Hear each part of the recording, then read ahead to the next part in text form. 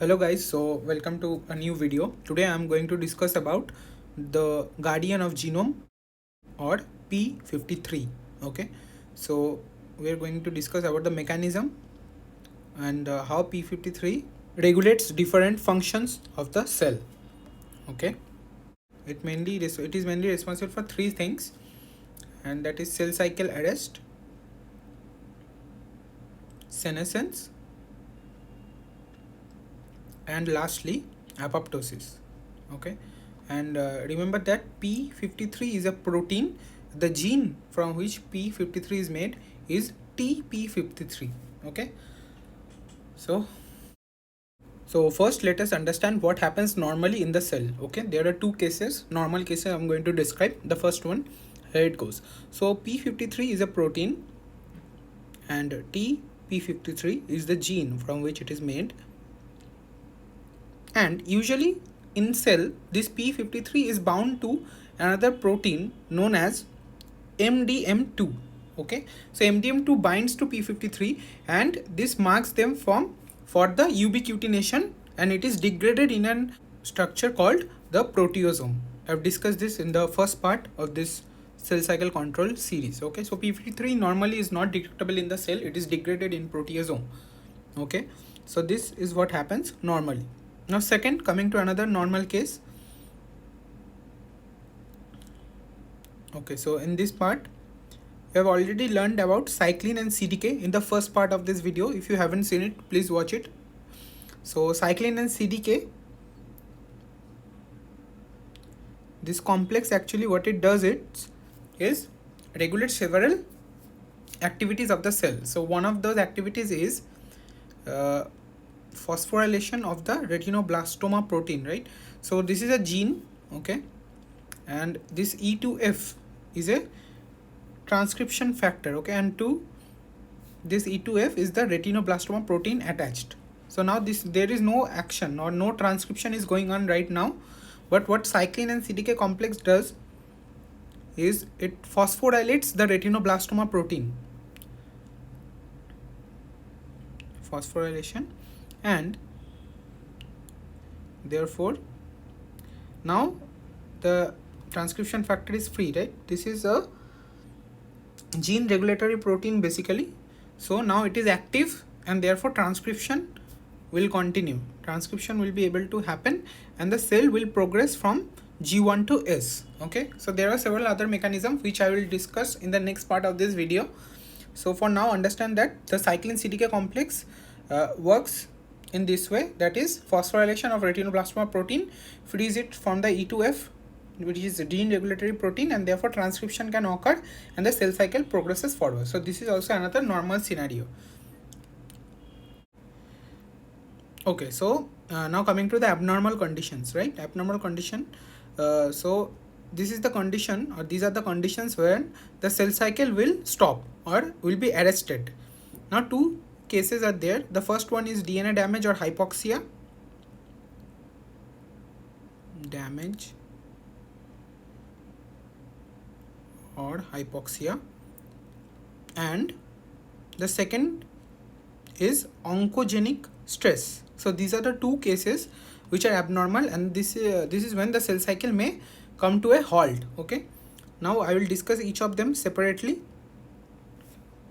So first I am coming to the DNA damage or hypoxia. So when there is any DNA damage or hypoxia, there are certain proteins or kinases in our cell, that those are ATM and ATR. These actually what they do is survey the DNA for any damage, for any breaks or any mutations, right? So these protein kinases, these are protein kinases, they survey the DNA.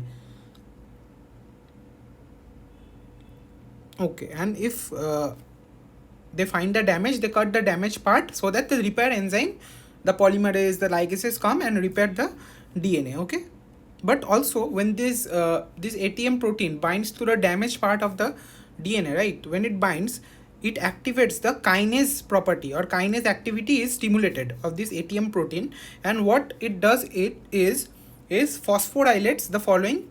First is CHK2, second is MDM2, and third is p53. Okay, so these are phosphorylated, and this CHK2 also phosphorylates the p53. Now from the normal part we know that MDM2 is bound to p53, therefore it is degraded. But now when they are phosphorylated, so now the p53 actually separates from the MDM2 and is free now, is no longer bound to it. And ATR also does the same thing. It also phosphorylates MDM2 and p53, and therefore both of them separate, and p53 is no longer attached to MDM2 and therefore is not degraded. Okay, now coming to the second part, that is the oncogenic stress. Okay, so let us see what happens in case of oncogenic stress. So in oncogenic stress, there is increased expression of P14, something known as P14 and ARF, just know the names.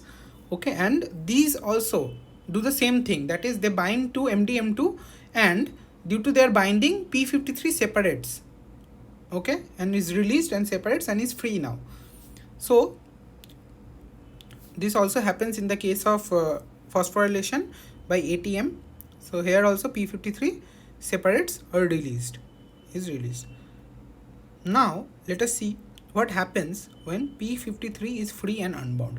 So as you can see, if the p53 is free and unbound, then three things can happen. This I also said in the first slide, that is either there will be cell cycle arrest and repair mechanism will work to repair the damaged part, or there will be senescence or apoptosis. Okay, so these are the three things that can happen. Now let us see when these things happen. So if there is small amount of DNA damage, okay, and therefore small amount of p53 will be released from MDM2 because small amount of phosphorylation will occur.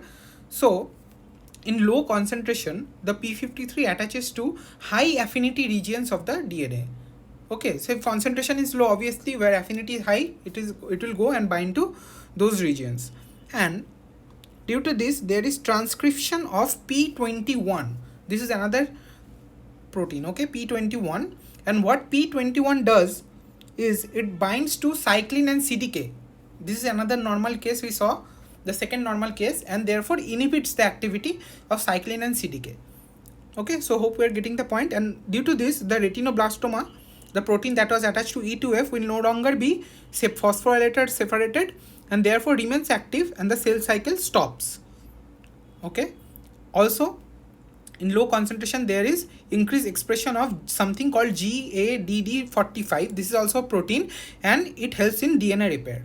So this is the first case where DNA will be repaired and the cell cycle will be arrested so that the repair can continue, go on, and the cell can then progress to the next phase, G1 to S phase. Okay, so this is the first case scenario where p53 is in low concentration, binds to high affinity regions, and these are the things it does.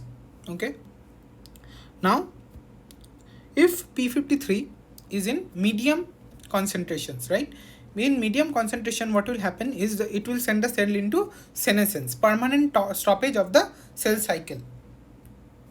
So there is not much to know about this.